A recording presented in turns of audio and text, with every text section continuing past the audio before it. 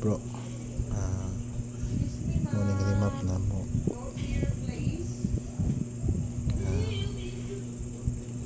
Kini mo ay BM niya or benchmarker, naka 160 degree. So naka north siya 360 degree, pulipog, back azimuth south BM. Na po'y load isa dire, medyo dakwang sagap niya.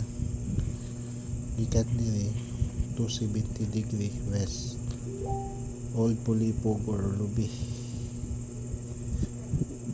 Dayon northwest 315, 12 meters o niya mong target. So gikan po diri 12 meters gikan sa lubi, 12 meters po sa pulipog. So mo ni siya ang lock po ni.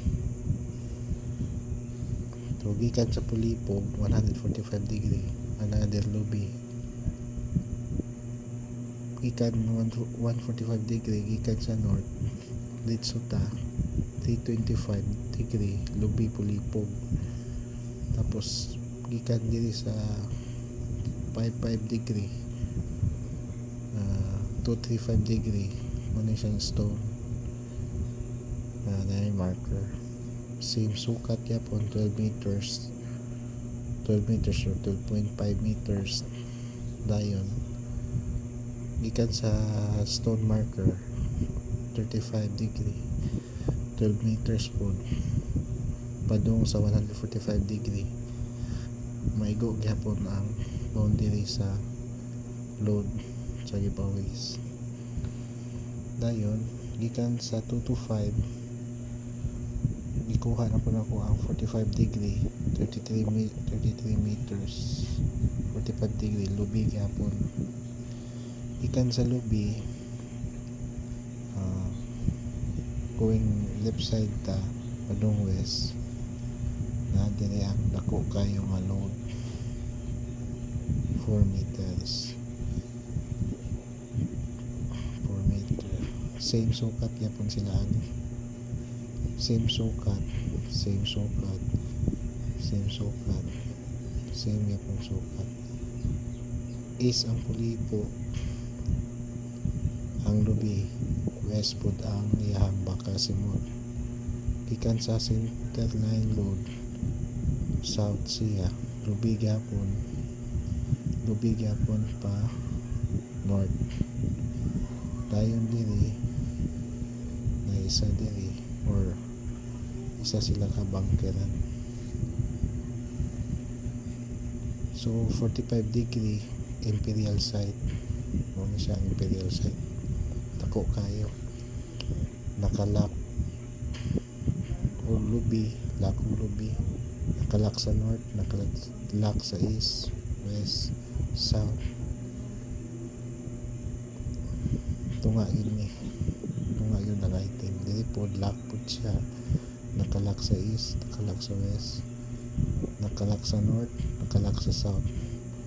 Tapos gikan diri padung na punta northwest na isa diri ka lapida gamay 4x4, nakalak gihapon sa north, nakalak sa south, nakalak sa east, kalak sa west. Puros na ilubi, gikural og lubi.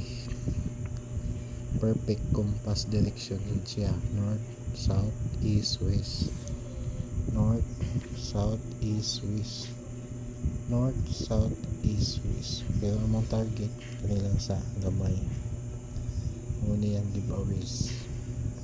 Okay ni pero kini ang gwapong marker kay naa siya nakuha na mo nga bukog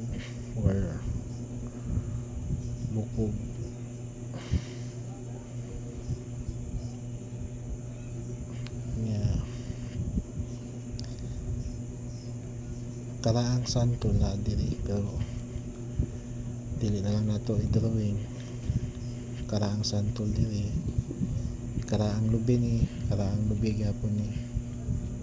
So bukog yung marker sa 2 feet, tapos pyramid sign or triangle. So ongoing operation gyapon ni.